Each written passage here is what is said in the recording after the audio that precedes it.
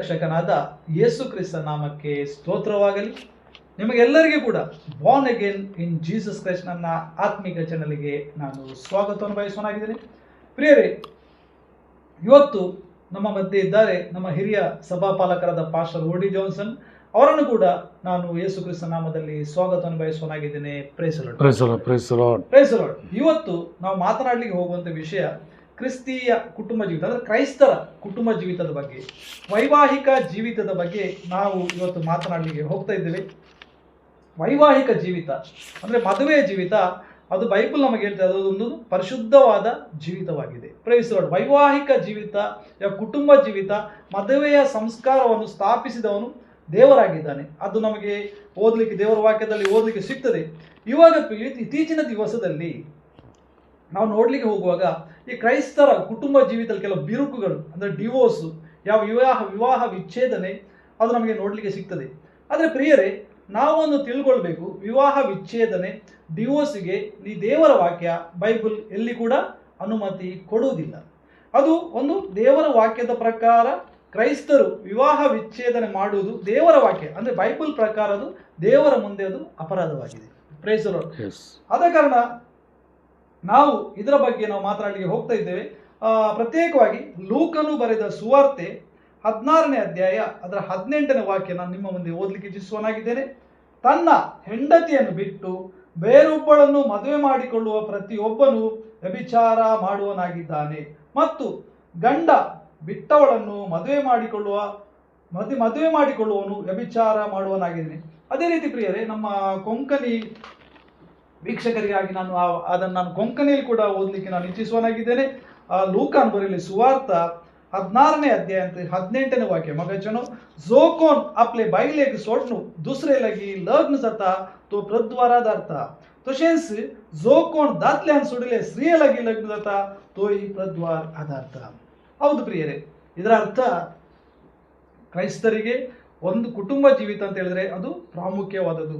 ಯಾರೇ ಆಗಲಿ ತನ್ನ ಹೆಂಡತಿ ಜೀವದಿಂದಿರುವಾಗ, ಆ ಗಂಡನು ಜೀವದಿಂದಿರುವಾಗ ಇನ್ನೊಂದು ಮದುವೆ ಮಾಡಲಿಕ್ಕೆ ಅವಕಾಶ ದೇವರ ವಾಕ್ಯ, ನಮ್ಮ ಪರಿಶುದ್ಧವಾದ ಬೈಬಲ್ ಅದು ಎಲ್ಲಿಗೆ ಕೂಡ ಕೊಡುವುದಿಲ್ಲ. ಆದ ಕಾರಣ ನಮ್ಮ ಪ್ರಿಯ ಸಭಾಪಾಲಕರೇ, ಯೇಸು ಕ್ರಿಸ್ತನು ಲೂಕನಿಗೆ ಬರೆದ ಸುವಾರ್ತೆಯಲ್ಲಿ ಈ ರೀತಿಯಾಗಿ ಶಕ್ತವಾಗಿ ಹೇಳಲಿಕ್ಕೆ ಕಾರಣ ಏನು ಮಾಸ್ಟರ್? Price the lord. ದೇವರ ಪರಿಶುದ್ಧವಾದ ನಾಮಕ್ಕೆ ಸ್ತೋತ್ರ ಉಂಟಾಗಲಿ. ಕುಟುಂಬವನ್ನು ಮೊದಲದಾಗಿ ಪ್ರಾರಂಭಿಸಿದಂಥ ನಮ್ಮ ಕರ್ತನಾದ ಯೇಸು ಕ್ರಿಸ್ತನ ನಾಮದಲ್ಲಿ ಎಲ್ಲ ವೀಕ್ಷಕರನ್ನು ನಾವು ವಂದಿಸ್ತಾ ಇದ್ದೇವೆ.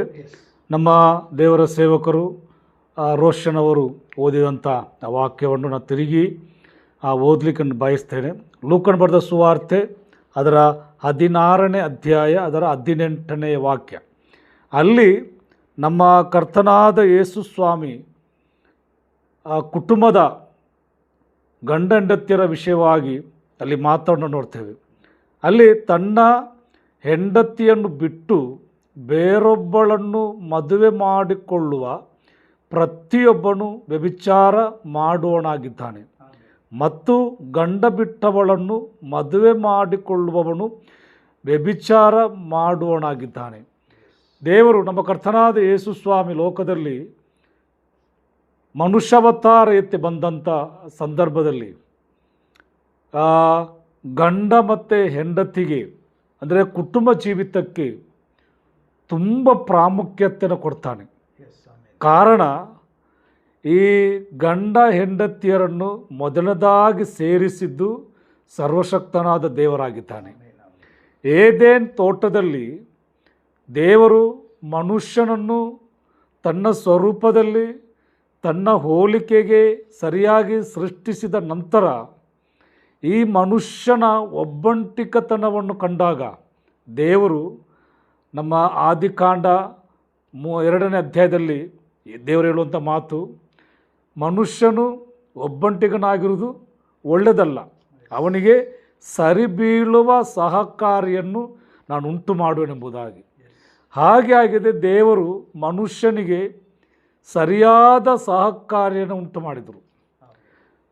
ಪರಸ್ಪರ ಒಂದು ಸೇರುವ ಹಾಗೆ ಪರಸ್ಪರ ಐಕ್ಯತೆ ಇರುವಂಥ ಒಂದು ಕುಟುಂಬವನ್ನಾಗಿದೆ ಪ್ರೈಸಲೋ ದೇವರು ಈ ಲೋಕದಲ್ಲಿ ಉಂಟು ಮಾಡಿದ್ದು. ಆಮೆನ್. ಆದರೆ ಇತ್ತೀಚಿನ ದಿನಗಳಲ್ಲಿ ಅಥವಾ ನಮ್ಮ ಕರ್ತನಾದ ಯೇಸು ಕ್ರಿಸ್ತನ ಕಾಲದಲ್ಲಿಯೇ ಪ್ರೈಸಲೋ ಆ ವ್ಯಭಿಚಾರಗಳು ಅಥವಾ ಶ್ರೀಮೋಹಗಳು ಹೆಚ್ಚಿಸಲ್ಪಟ್ಟಂಥ ಸಂದರ್ಭದಲ್ಲಿ ಆಗಿದೆ.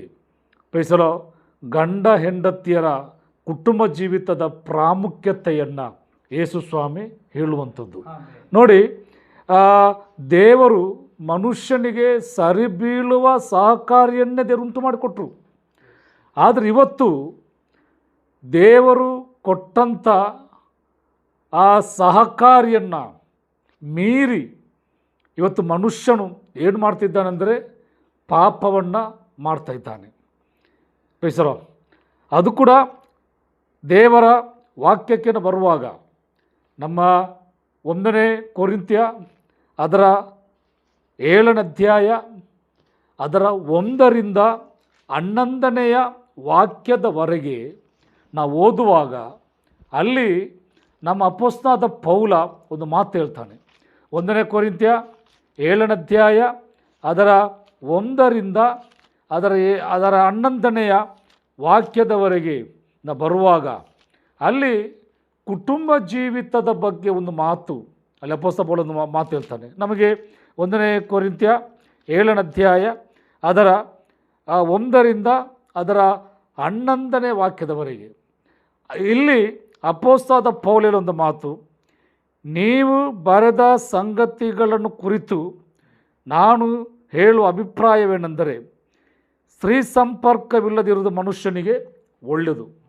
ಅದು ಮಾತ್ರವಲ್ಲ, ಆದರೆ ಜಾರತ್ವವು ಪ್ರಬಲವಾಗಿರುವುದರಿಂದ ಪ್ರತಿಯೊಬ್ಬನಿಗೆ ಸ್ವಂತ ಹೆಂಡತಿಯು ಇರಲಿ, ಪ್ರತಿಯೊಬ್ಬಳಿಗೆ ಸ್ವಂತ ಗಂಡನು ಇರಲಿ. ಇಲ್ಲಿ ಯಾಕೆ ದೇವರು ಕುಟುಂಬವನ್ನು ಪ್ರಾರಂಭಿಸಿದರು, ಯಾಕೆ ದೇವರು ಗಂಡ ಹೆಂಡತಿಗೆ ಪ್ರಾಮುಖ್ಯತೆ ಕೊಟ್ಟರು ಎಂಬುದಕ್ಕೆ ಕಾರಣ ಜಾರತ್ವ, ಪಾಪ ಪ್ರಬಲವಾಗಿರುವುದರಿಂದ. ಪಾಪ ಪ್ರಬಲವಾಗಿರುವುದರಿಂದಲೇ ದೇವರು ಪ್ರೈಸಲ ಕುಟುಂಬವನ್ನು ಅಲ್ಲಿ ಅದರ 2ನೇ ವಾಕ್ಯ ನೋಡುವಾಗ ಪ್ರತಿಯೊಬ್ಬನಿಗೆ ಸ್ವಂತ ಹೆಂಡತಿ ಇರಲಿ, ಪ್ರತಿಯೊಬ್ಬಳಿಗೆ ಸ್ವಂತ ಗಂಡನು ಇರಲಿ ಎಂದಾಗಿದೆ ಇಲ್ಲಿ ದೇವರ ಕೇಳುವುದು. ಆದರೆ ಇತ್ತೀಚಿನ ದಿವಸಗಳಲ್ಲಿ ಆ ದೇವರ ಸೇವಕರು ಹೇಳಿದ ಹಾಗೆ ಪ್ರೈಸಲೋ ವಿವಾಹ ವಿಚ್ಛೇದನೆ ಜಾಸ್ತಿ ಆಗ್ತದೆ. ಅದು ಕೂಡ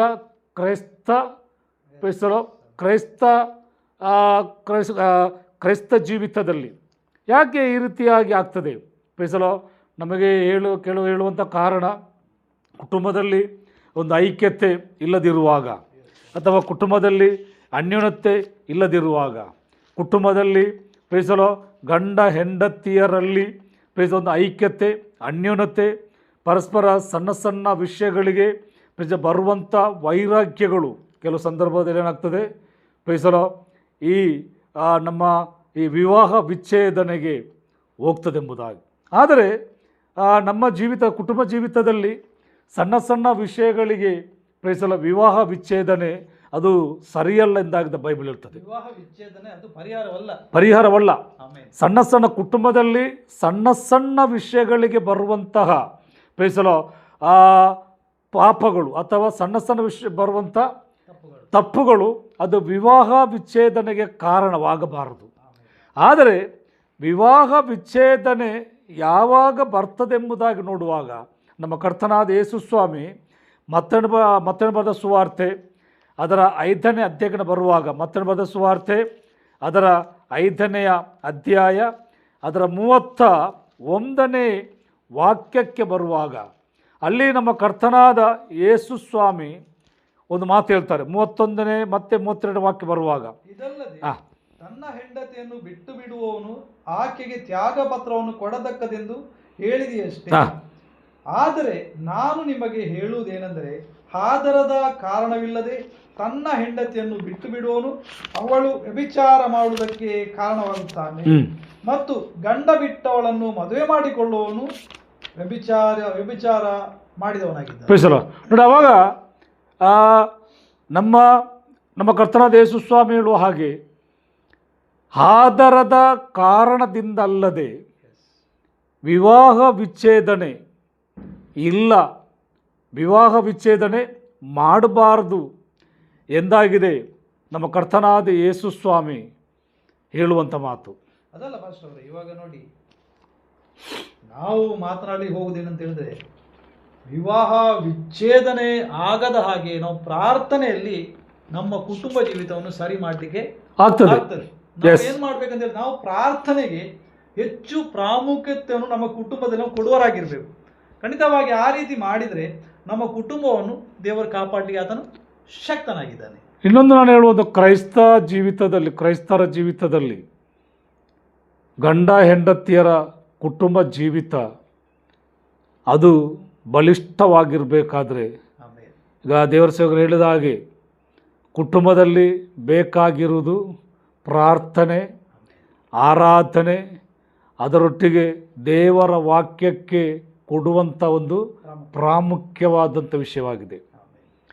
ನಾವು ಕ್ರೈಸ್ತ ಕುಟುಂಬ ಜೀವಿತದಲ್ಲಿ ನಾವು ಪ್ರಾರ್ಥನೆಗೆ, ಆರಾಧನೆಗೆ, ದೇವರ ವಾಕ್ಯಕ್ಕೆ, ಸಭೆಗೆ, ಪರಿಶುದ್ಧತೆಗೆ ಹೆಚ್ಚು ಪ್ರಾಮುಖ್ಯತೆ ಕೊಡುವಾಗ ಆ ಕುಟುಂಬವನ್ನು ನಡೆಸಲಿಕ್ಕೆ, ಆ ಕುಟುಂಬವನ್ನು ದೇವರು ಬಲಪಡಿಸಲಿಕ್ಕೆ ಶಕ್ತನಾಗಿದ್ದಾನೆ. ಅದು ಮಾತ್ರವಲ್ಲ, ಇತ್ತೀಚಿನ ದಿವಸಗಳಲ್ಲಿ ವಿವಾಹ ವಿಚ್ಛೇದನೆಗಳು ನಡೀಲಿಕ್ಕೆ ಕಾರಣ ಸಣ್ಣ ಸಣ್ಣ ವಿಷಯಗಳು. ನೋಡಿ, ನಾನೊಂದು ವಿಷಯ ಹೇಳ್ತೇನೆ. ಈಗ ಹುಡುಗನಿಗೆ ಕೆಲಸ ಇರುವಾಗ, ಅವರ ಹೆಂಡತಿ ಮನೆಯಲ್ಲಿ ಇರುವಾಗ, ಹೆಂಡತಿಯಾದವಳು ಮನೆಯಲ್ಲಿ ಯಾವ ರೀತಿಯಲ್ಲಿ ಇರಬೇಕು ಆ ರೀತಿಯಾಗಿ ಇರುವಂಥವರಾಗಬೇಕು. ಅದು ಮಾತ್ರವಲ್ಲ, ಇತ್ತೀಚಿನ ದಿವಸಗಳಲ್ಲಿ ಕುಟುಂಬ ಜೀವಿತದ ಒಂದು ತುಂಬ ಸಮಸ್ಯೆ ಅಂದರೆ ಸಂಶಯ ಅಲ್ಲ, ಸಂಶಯದ ಮುಖಾಂತರ ಎಷ್ಟೋ ಕುಟುಂಬಗಳು ವಿವಾಹ ವಿಚ್ಛೇದನೆಗೆ ಹೋಗಿದೆ.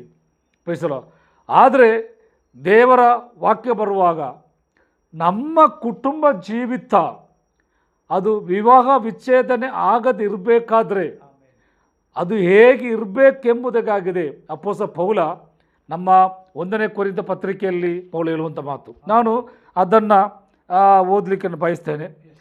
1 ಕೊರಿಂಥ್ಯ ಅದರ 7ನೇ ಅಧ್ಯಾಯ, 1 ಕೊರಿಂಥ್ಯ 7ನೇ ಅಧ್ಯಾಯ ಅದರ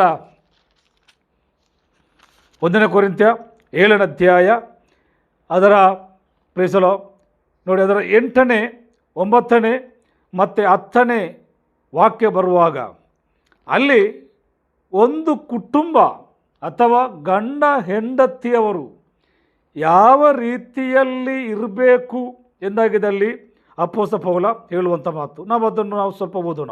ಮದುವೆ ಇಲ್ಲದವರನ್ನು ವಿಧವೆಯರನ್ನು ನಾನು ಹೇಳುವುದೇನೆಂದರೆ, ನಾನಿರುವಂತೆ ಇರುವುದವರಿಗೆ ಒಳ್ಳೆಯದು. ಅವರು ದಮೆ ಇಲ್ಲದರಾದರೆ ಮದುವೆ ಮಾಡಿಕೊಳ್ಳಲಿ.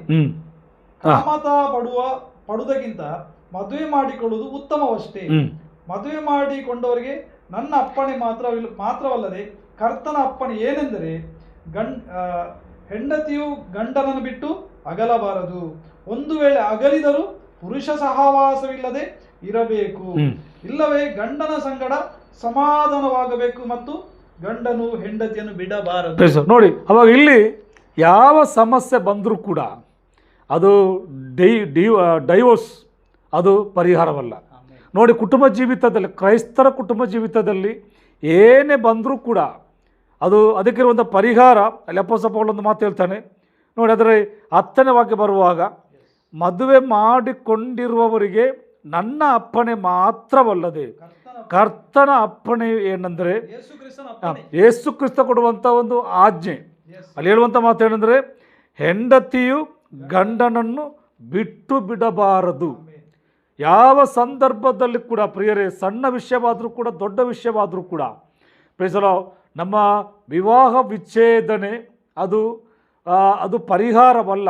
ನಾವೇನು ಮಾಡಬೇಕು? ಇಲ್ಲಿ ಅಪೊಸ್ತಲ ಪೌಲ ಹೇಳಿದ ಮಾತು, ಒಂದು ವೇಳೆ ಅಗಲಿದರೂ ಪುರುಷ ಸಹವಾಸವಿಲ್ಲದೆ ಇರಬೇಕು. ಇದು ಮುಖ್ಯವಾದದ್ದು. ಅವಾಗ ಇದು ಇಲ್ಲಿ ನಮ್ಮ ಅಪೊಸ್ತಲ ಪೌಲ ಹೇಳಿದ ಮಾತು, ಒಂದು ವೇಳೆ ಅಗಲಿದ್ದರು ಆ ಹೆಂಡತಿ ಹೇಗಿರಬೇಕಂದ್ರೆ ಪುರುಷ ಸಹವಾಸವಿಲ್ಲದೆ ಇರಬೇಕು. ಇಲ್ಲದಿದ್ದರೆ ಗಂಡನ ಸಂಗಡ ಏನಾಗಬೇಕು? ಸಮಾಧಾನವಾಗಬೇಕು.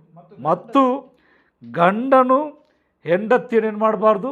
ಬಿಡುವಂಥವರಾಗಬಾರ್ದು. ಇನ್ನೊಂದು ಮುಖ್ಯವಾದ ಪ್ರಶ್ನೆ ಮಾಸ್ಟರ್, ಇದು ನಮ್ಮ ಎಲ್ಲ ಸಭೆಗೆ ಸಂಬಂಧಪಟ್ಟದ್ದು. ಇವಾಗ ನೋಡಿ, ಒಂದು ಸಭೆಯಲ್ಲಿ ಪಾಸ್ಟ್ರೆ ಆತ್ಮದಿಂದ ಮತ್ತು ಸತ್ಯದಲ್ಲಿ ಆರಾಧನೆ ಮಾಡುವ ಒಂದು ಸಭೆಯಲ್ಲಿ ಒಂದು ಹೆಂಡತಿ ಜೀವದಿಂದಿರುವ ತನಕ, ಗಂಡನು ಜೀವದಿಂದಿರುವ ತನಕ ಎರಡನೇ ಮದುವೆಯನ್ನು ಮಾಡಬಹುದಾ?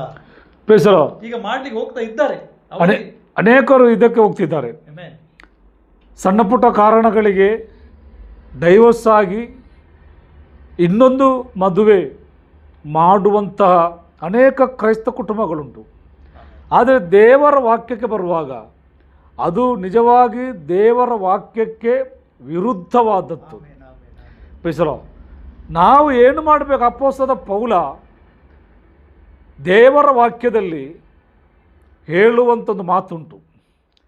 ಒಬ್ಬ ವ್ಯಕ್ತಿ ಇನ್ನೊಂದು ಮದುವೆ ಆಗಬೇಕು ಯಾವಾಗ ಎಂಬುದಾಗಿ ಕೂಡ ಅಪೊಸ್ತಲ ಪೌಲ ದೇವರ ವಾಕ್ಯದಲ್ಲಿ ಶಕ್ತವಾಗಿ ಹೇಳ್ತಾನೆ. ನಮಗೆ ರೋಮಾಪುರದವರಿಗೆ ಬರೆದ ಪತ್ರಿಕೆ ಅದರ 7ನೇ ಅಧ್ಯಾಯ ಅದರ 2ನೆಯ ವಾಕ್ಯಕ್ಕೆ ಬರುವಾಗ ಅಲ್ಲಿ ಯಾರು ಎರಡನೇ ಮದುವೆ ಆಗಬಹುದು ಎಂಬುದಾಗಿ ಪೌಲ ಅಲ್ಲಿ ಸ್ಪಷ್ಟವಾಗಿ ಹೇಳ್ತಾನೆ. 7ನೇ ಅಧ್ಯಾಯ ರೋಮಪುರದವರಿಗೆ ಬರೆದ ಪತ್ರ 7ನೇ ಅಧ್ಯಾಯ ಅದರ 2ನೇ ವಾಕ್ಯದಲ್ಲಿ ಗಂಡನು ಜೀವದಿಂದಿರುವ ತನಕ ಹೆಂಡತಿಯು ನ್ಯಾಯದ ಪ್ರಕಾರ ಅವನಿಗೆ ಬದ್ಧಳಾಗಿರುವಳು. ಗಂಡನು ಸತ್ತರೆ ಗಂಡನ ಹಂಗು ಆಕೆಗೆ ತಪ್ಪುವುದು. ಹೀಗಿರಲಾಗಿ ಗಂಡನು ಜೀವದಿಂದಿರುವಾಗ ಆಕೆ ಬೇರೊಬ್ಬನನ್ನು ಸೇರಿದರೆ ವ್ಯಭಿಚಾರನೆಂದು ಎನಿಸಿಕೊಳ್ಳುವುದು. ಆದರೆ ಗಂಡನು ಸತ್ತ ಮೇಲೆ ಅವನ ಹಂಗು ತಪ್ಪಿದ್ದರಿಂದ ಆಕೆ ಮತ್ತೊಬ್ಬ ಗಂಡನನ್ನು ಮಾಡಿಕೊಂಡರೂ ವ್ಯಭಿಚಾರಣಿಯಲ್ಲ. ಅವಾಗ ಇಲ್ಲಿ ಒಂದೇ ಒಂದು ಕಾರಣ, ಕ್ರೈಸ್ತ ಕುಟುಂಬದಲ್ಲಿ ಇನ್ನೊಂದು ಮದುವೆ ಆಗಲು ಒಂದೇ ಒಂದು ಕಾರಣ ಏನಂದರೆ, ಗಂಡ ತೀರಬೇಕು, ಇಲ್ಲದಿದ್ದರೆ ಹೆಂಡತಿ ತೀರಬೇಕು. ಅದರ ಅರ್ಥ ನೋಡಿ ವೀಕ್ಷಕರೇ, ಅದರ ಅರ್ಥ ಏನಂತ ಹೇಳಿದ್ರೆ, ಒಂದು ವೇಳೆ ಮದುವೆ ಆಗಿ ಆತನ ಗಂಡನು ಮರಣ ಹೊಂದಿದರೆ ಆ ಮದುವೆ ಆದವಳಿಗೆ ಇನ್ನೊಂದು ಮದುವೆ ಆಗುವ ಅವಕಾಶ ಉಂಟು. ಹಾಗೆ ಒಂದು ವೇಳೆ ಹೆಂಡತಿ ಸತ್ತು ತೀರಿ ಹೋದ್ರೆ ಅವನಿಗೆ ಕೂಡ ಇನ್ನೊಂದು ಮದುವೆ ಆಗುವ ಅವಕಾಶ ಇದೆ. ಇಲ್ಲದಿದ್ದರೆ ದೇವರ ವಾಕ್ಯದಲ್ಲಿ ಅವನು ಹಾಗೆ ಇರುವುದು ಉತ್ತಮ ಎಂಬುದಾಗಿ, ಅವನು ಅದೇ ರೀತಿಯಲ್ಲಿ ಇರುವ ಹಾಗೆ ಇರುವುದು ಉತ್ತಮವಾದದ್ದೆಂದಾಗಿದೆ ಬೈಬಲ್ ಹೇಳುವುದು. ಆದ ಕಾರಣ ನೋಡಿ, ಯಾರೇ ಆಗಲಿ ಈ ರೀತಿಯಾದ ಮದುವೆಗಳನ್ನು ಮಾಡುವ ಸಭೆಗಳಿದ್ದರೆ, ಯಾರ ಸಭಾ ವಿಶ್ವಾಸಿಗಳಿದ್ದರೆ ಅದು ದುರುಪದೇಶ. ಅದು ದುರುಪದೇಶ ಮಾತ್ರವಲ್ಲ, ಅದು ದೇವರ ವಾಕ್ಯಕ್ಕೆ ವಿರುದ್ಧವಾದದ್ದು. ಗಂಡ ಇದ್ದು ಹೆಂಡತಿ ಇದ್ದು ಅವರ ಮಧ್ಯದಲ್ಲಿ ಏನು ಬಿರುಕುಂಟಾಗಿ ಅವರು ಪರಸ್ಪರ ಬೇರೆ ಬೇರೆ ಆಗುವಾಗ, ಇನ್ನೊಂದು ನಾನು ಹೇಳುವಂಥದ್ದು, ದೇವರ ಮಕ್ಕಳ ಅಥವಾ ವಿಶ್ವಾಸಿಗಳ ಕ್ರೈಸ್ತರ ಬಾಯಲ್ಲಿ ಡೈವೋರ್ಸ್ ಎಂಬಂಥ ಪದ ಬರಬಾರ್ದು. ಕಾರಣ ದೇವರಾಗಿದ್ದಾರೆ ಗಂಡ ಹೆಂಡತಿಯನ್ನು ಸೇರಿಸುವುದು. ಇನ್ನೊಂದು ಮುಖ್ಯವಾದ ಭಾಷೆ ನೋಡಿ, ಕ್ರೈಸ್ತ ಧರ್ಮ ಎಂಬುದು ಪಾಶ್ಚಾತ್ಯ ಧರ್ಮ ಅಲ್ಲದು. ಅದು ದೇವರ ವಾಕ್ಯದ ಪ್ರಕಾರ ನಡೆಯುವಂಥ ಧರ್ಮ ಆಗಿದೆ. ಪಾಶ್ಚಾತ್ಯ ಧರ್ಮ, ಹೊರಗಿನ ದೇಶದವರು ಏನು ಮಾಡ್ತಾರೆ ಅದನ್ನು ನಾವು ಅವಲಂಬಿಸಬಾರದು. ನಾವು ನಮಗೆ ಮುಖ್ಯವಾದದ್ದು ಪ್ರಿಯರೇ, ಕ್ರೈಸ್ತರಿಗೆ ಇವತ್ತು ನಾವು ಮಾತನಾಡುವಂಥ ವಿಷಯ, ಕ್ರೈಸ್ತರು ಅಂದರೆ ಆತ್ಮದಿಂದಲೂ ಸತ್ಯದಿಂದಲೂ ಆರಾಧನೆ ಮಾಡುವಂಥ ಸಭೆಗಳಿಗೆ, ಸಭಾ ವಿಶ್ವಾಸಿಗಳಿಗೆ ನಾವು ಮಾತಾಡುವಂಥ ಇವತ್ತಿನ ಸಂದೇಶವಾಗಿದೆ. ಪ್ರಿಯರೇ, ನಮಗೆ ಮುಖ್ಯವಾದದ್ದು ಈ ಪರಿಶುದ್ಧವಾದ ದೇವರ ವಾಕ್ಯ. ಇದು ನಮಗೆ ಏನು ಹೇಳ್ತದೆ ಅದರ ಪ್ರಕಾರ ನಡೆಯೋರಾಗಿರಬೇಕು. ಕಾರಣ ನಮಗೆ ಒಂದು ನಿರೀಕ್ಷೆ ಉಂಟು. ನಾವು ಆ ನಿತ್ಯತ್ವಕ್ಕೆ, ಆ ಪರಲೋಕ ಜೀವಿತಕ್ಕೆ ತಲುಪಬೇಕಾದ್ರೆ ಈ ಬೈಬಲ್ ನಮಗೆ ಮುಖ್ಯವಾದದ್ದು. ಅದ ಕಾರಣ ಏನೇ ಇರಲಿ, ನಾವು ಇದರ ಪ್ರಕಾರ ನಡೆದ್ರೆ ಮಾತ್ರ ಆ ಸ್ಥಳಕ್ಕೆ ಹೋಗಿ ತಲುಪಲಿಕ್ಕೆ ನಮಗೆ ಸಾಧ್ಯವಾಗ್ತದೆ. ಆದ ಕಾರಣ ಪ್ರಿಯರೇ, ನಾವು ಆದಷ್ಟು ದೇವರ ವಾಕ್ಯಕ್ಕೆ ನಾವು ಪ್ರಾಮುಖ್ಯತೆ ಕೂಡ. ಮತ್ತೆ ಪಾಸ್ಟರ್ ಅವರೇ ಮುಂದುವರಿಸಿ. ಪಾಸ್ಟರ್ ಅವರೇ, ಇನ್ನೊಂದು ನಾನು ಹೇಳುವಂಥ ಮಾತು, ನಮ್ಮ ಕರ್ತನಾದ ಯೇಸು ಸ್ವಾಮಿ ಮಾರ್ಕ್ ಬರೆದ ಸುವಾರ್ತೆಯಲ್ಲಿ ಒಂದು ಶ್ರೇಷ್ಠವಾದ ಒಂದು ಆಲೋಚನೆಯನ್ನು, ಎಚ್ಚರಿಕೆಯನ್ನು ಕೊಡುವನಾಗಿದ್ದಾನೆ. ಮಾರ್ಕ್ ಬರೆದ ಸುವಾರ್ತೆ ಅದರ 10ನೇ ಅಧ್ಯಾಯ ಅದರ 8, 9, 10, 11 ಈ ವಾಕ್ಯಕ್ಕೆ ನಾವು ಬರುವಾಗ ಅಲ್ಲಿ ದೇವರು ಯೇಸುಸ್ವಾಮಿ ಹೇಳುವಂಥ ಮಾತು, ಈ ಕಾರಣದಿಂದ ಪುರುಷನು ತನ್ನ ತಂದೆ ತಾಯಿಗಳನ್ನು ಬಿಟ್ಟು ತನ್ನ ಹೆಂಡತಿಯನ್ನು ಸೇರಿಕೊಂಡು ಅವರಿಬ್ಬರು ಒಂದೇ ಶರೀರವಾಗಿರಬೇಕಂತಲೂ ಬರೆದದೆ. ಹೀಗಿರುವಲ್ಲಿ ಅವರು ಇನ್ನೂ ಇಬ್ಬರಲ್ಲ, ಒಂದೇ ಶರೀರವಾಗಿದ್ದಾರೆ. ಆದುದರಿಂದ ದೇವರು ಕೂಡಿಸಿದ್ದನ್ನು ಮನುಷ್ಯರು ಅಗಳಿಸಬಾರದು. ಪ್ರಿಯರೇ, ದೇವರು ಕೂಡಿಸುವುದನ್ನು ಮನುಷ್ಯರು ವಿವಾಹ ವಿಚ್ಛೇದ ಮುಖಾಂತರ ಅವರನ್ನು ಬೇರೆ ಬೇರೆ ಮಾಡಬಾರ್ದು. ಕಾರಣ ಪುರುಷ ಮತ್ತು ಸ್ತ್ರೀಯನ್ನು ಸೇರಿಸುವುದು ದೇವರಾಗಿದ್ದಾನೆ. ಅವಾಗ ಆ ಗಂಡ ಹೆಂಡತಿಯನ್ನು ಸೇರಿಸುವುದು ದೇವರಾಗಿರುವುದರಿಂದ ಅದರ ಮಧ್ಯದಲ್ಲಿ ಒಂದು ಕುಟುಂಬ ಬಿರುಕು ಬಂದರೂ ಕೂಡ ಅವರನ್ನು ಒಂದು ಮಾಡಬೇಕಾದದ್ದು ಮನುಷ್ಯನ ಕರ್ತವ್ಯವಾಗಿದೆ.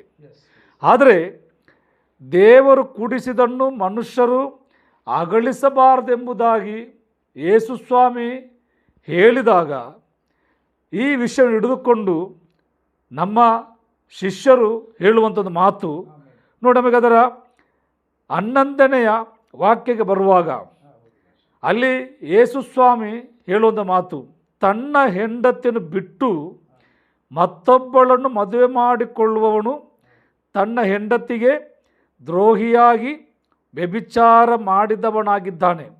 ಮತ್ತು ಹೆಂಡತಿಯು ತನ್ನ ಗಂಡನ ಬಿಟ್ಟು ಬೇರೊಬ್ಬನನ್ನು ಮದುವೆ ಮಾಡಿಕೊಂಡರೆ ಅವಳು ವ್ಯಭಿಚಾರ ಮಾಡಿದವಳಾಗಿದ್ದಾಳೆ ಎಂದಾಗಿದೆ ದೇವರ ಹೇಳುವುದು. ಆದರೆ ಪ್ರಿಯರೇ, ನಾವು ಪರಸ್ಪರ ಬೇರೆ ಬೇರೆ ಆಗಲಿಕ್ಕೆ ಅಲ್ಲ, ನಾವು ದೇವರಿಗಾಗಿ ಜೀವಿಸಬೇಕು. ಅದಾಗಿದೆ ದೇವರ ವಾಕ್ಯ ನಮಗೆ ಹೇಳುವುದು. ಒಂದು ವಿಷಯ ನೋಡಿ, ನಾವು ಕ್ರೈಸ್ತರು ನಾವು ಅದ್ಭುತಗಳ ಮೇಲೆ ನಂಬಿಕೆ ನೀಡುವವರಾಗಿದ್ದೇವೆ. ಕಾರಣ ಅಂತ ಹೇಳಿದ್ರೆ ನಮ್ಮ ದೇವರಿಗೆ ಅಸಾಧ್ಯವಾದದ್ದು ಏನೂ ಇಲ್ಲ. ಆತನು ಅದ್ಭುತಗಳನ್ನು ಮಾಡುವಂತ ದೇವರಾಗಿದ್ದಾನೆ. ಯೇಸು ಕ್ರಿಸ್ತನು ಮಾಡಿದಂತ ಅದ್ಭುತಗಳನ್ನು ನಾವು ಒಮ್ಮೆ ಓದಿದ್ರೆ ಅಂತ ಒಂದು ಅದ್ಭುತ ಮನುಷ್ಯನಿಂದ ಮಾಡ್ಲಿಕ್ಕೆ ಅಸಾಧ್ಯ. ಅವಾಗ ನೋಡಿ, ಅಂತ ಒಂದು ದೇವರಿಗೆ ನಮ್ಮ ಕುಟುಂಬ ಜೀವಿತ ಸರಿಪಡಿಸ್ಲಿಕ್ಕೆ ದೇವರಿಗೆ ಆಗ್ತದೆ. ನಾವು ಪ್ರಾರ್ಥಿಸಬೇಕು. ನಾವು ಸಡನ್ ಆಗಿ ನಿರ್ಧಾರ ತೆಗೆದುಕೊಂಡು ಈ ರೀತಿ ಮಾಡುವುದು ಸರಿಯಲ್ಲ. ಆದ ಕಾರಣ ನಾವು ಆದಷ್ಟು ನಾವು ಏನು ಮಾಡಬೇಕು, ಈ ದೇವರ ವಾಕ್ಯಕ್ಕೆ ಪ್ರಾಮುಖ್ಯತೆ ಕೊಡುವ. ಮತ್ತು ಹೀಗೆ ನಮ್ಮ ಮಧ್ಯೆ ಸ್ವಲ್ಪ ಸಮಯ ತೆಗೆದುಕೊಂಡು ಬಂದಂತಹ ದೇವರ ದಾಸರಿಗೆ ನಾನು ತಿರುಗಿ ವಂದನೆಯನ್ನು ಹೇಳುವನಾಗಿದ್ದೇನೆ. ಹಾಗೆ ಸ್ವಲ್ಪ ವಿಷಯ ಮಾತನಾಡಿ ಪ್ರಾರ್ಥನೆಯನ್ನು ಮಾಡಿ ಇವತ್ತಿನ ಈ ಸಂದೇಶವನ್ನು ಮುಗಿಸಲಿಕ್ಕೆ ನಾನು ನಿಮ್ಮಲ್ಲಿ ಕೇಳುವನಾಗಿದ್ದೇನೆ. ನಾವು ನಮ್ಮನ್ನು ದೇವರಿಗೆ ಪರಿಪೂರ್ಣವಾಗಿ ಸಮರ್ಪಿಸಿಕೊಡುವ. ಪ್ರಿಯರೇ, ಯಾವ ಕುಟುಂಬದಲ್ಲಿ ಯಾವ ಸಮಸ್ಯೆ ಬಂದರೂ ಕೂಡ ಡಿವೋರ್ಸ್ ಅಥವಾ ವಿವಾಹ ವಿಚ್ಛೇದನೆ ಅದು ಕಾರಣವಾಗಬಾರದು.